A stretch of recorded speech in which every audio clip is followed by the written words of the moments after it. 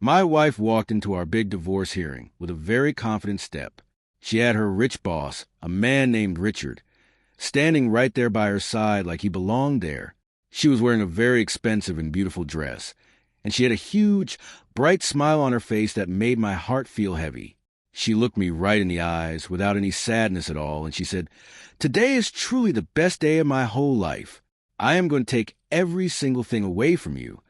Inside her heart, she really and truly believed that our family house belonged only to her. She believed that all the money we had worked so hard to save over many years was hers, and hers alone. She truly thought her powerful boyfriend had already won the legal battle before it even had a chance to start. I chose to say nothing at all in that moment. I stayed very, very quiet. Then my lawyer leaned over toward me. He was a kind man who had been my friend for a long time. He whispered very softly in my ear, "Did you do exactly what I asked you to do?" I gave him a small, simple nod. He smiled a very warm and kind smile back at me and said, "Good. The show is about to start now." What my wife found out only a few short minutes later changed the whole divorce and turned her big celebration into the very worst and saddest day of her entire life. For 15 long years, I truly believed in my heart that I was married to the person I would grow old with and hold hands with when we were gray and tired. Her name was Laura, and for a very long time, she was my whole world and my best friend. We built our life together slowly, one little piece at a time, just like building a warm home from the ground up. I spent many long days and very late nights working extremely hard to make sure we had a good life with everything we needed. I wanted her to feel safe and happy. While I was working, she stayed home to take care of our house and make it a beautiful place for us to live. Eventually, she decided to start working for a very wealthy businessman named Richard. At first, I trusted her with all my heart and soul. I never asked any hard questions about the many nights she came home much later than usual. I never asked questions about the fancy and expensive dinners she went to with people from work. I never even wondered why she suddenly started caring so much about wearing very fancy clothes and trying to look like a very successful and important person. I thought she was just proud of her new job. Then one evening, everything in my world changed in an instant. I came home from work much earlier than I usually did because I wanted to surprise her. Instead, I found Laura sitting in our living room with Richard. They were not talking about work or business at all. They were sitting very close together on our couch, and they were holding hands. Laura looked at me when I walked in, but she did not look scared, and she did not look sorry for what she was doing. That was the very moment I realized she had already made up her mind that our marriage was over and that our love was gone. She told me right then and there that she had fallen in love with Richard and that she wanted a divorce. Richard sat there next to her looking very smug and proud of himself, like he had already bought a ticket to my future and owned every single thing I had worked for during my life. I asked Laura what she thought she would get from the divorce. She just laughed at me, a cold sound, and said she expected to get everything we owned. She wanted our family house. She wanted all of our savings in the bank. She wanted all the money I had put away for our future in investments. She even told me she wanted a big part of the business I had worked so hard to build from nothing. Then she said something that I will never be able to forget as long as I live. She said, "You spent all these years building this nice life for me, and now I'm finally going to go and enjoy it with someone else." I did not start a big argument with her. I did not yell, and I did not shout. I simply picked up the phone and called my lawyer the very next morning. My lawyer was a good man who had helped me with my business for many years and knew how much I cared about my work. I gave him every single piece of paper I had in the house. I gave him all the bank records, the papers showing who owned our property, all the business papers, tax forms, insurance papers, and everything else I could find in the files. While he was looking through all those papers very carefully, he found something that Laura had completely forgotten about from many, many years ago. It happened back when we first bought our biggest piece of property. I had set up a special legal way of owning the land that was connected to my business, instead of just being a personal home.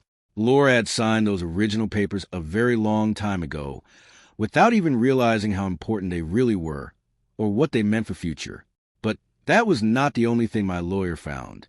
He also saw some very strange moves of money involving Laura and Richard.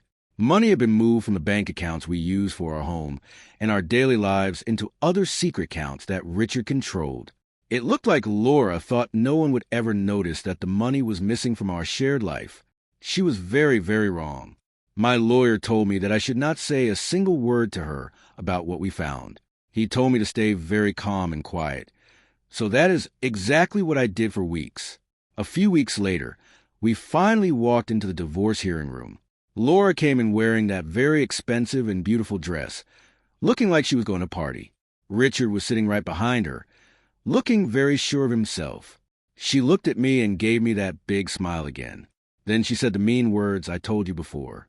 She said today was the best day of her life because she was taking everything away from me. Richard had a mean look on his face. I stayed quiet and took a deep breath.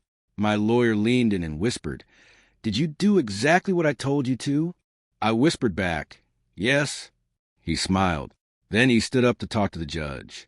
The first paper he showed the judge was the one about the property and how it was owned. Suddenly, Laura stopped smiling.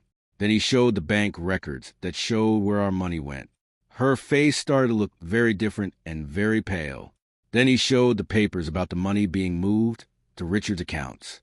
Richard stopped looking so sure of himself right away. Laura turned to him and asked, "What is this?" Richard tried to say he had no idea what she was talking about, but the papers told the real story that everyone could see. My lawyer told the judge that we were not there to be mean or to punish anyone. We were just there to show the truth about who really owned what and to show the truth about where the money went. Laura had walked into that room thinking she was going to win everything. Instead, she found out that the life she thought she had already won was not hers to take. The judge said they needed to look much closer at all the money records and where it all went. The divorce became much harder and much more complicated than Laura ever thought it would be. The house she was so sure she would get was not hers at all. The money she wanted was now being looked at by the court, and the secret money moves she tried to hide were now part of the public record for everyone to see. Richard left her side almost immediately after that. The man who promised her a better and richer life stopped answering her phone calls. Laura eventually looked at me and asked why I never fought with her or yelled at her. I told her it was because I did not need to. I had decided that the truth would speak for itself. She thought my silence meant I was weak and scared, but she never knew that my silence was the reason I stayed calm enough to let the facts do the talking for me. In the end, I lost my marriage, but I did not lose who I am. Laura learned a very hard lesson about life. You can feel happy about winning, but you should never celebrate until you know the real truth. Laura thought she had won everything, but she walked out realizing that hurting someone does not make you a winner. Sometimes the person who stays quiet is not losing at all. They are just waiting for the truth to come out in its own time. She wanted everything from me, but in the end, she only got the results of her own choices. Richard learned a lesson too. Never try to build your future on something that does not belong to you. If you liked hearing this, please stay with our group of caring people for more stories about real life and the truth coming out. Share this story with a friend who likes a good twist, and tell me what you would have done if you were in my shoes.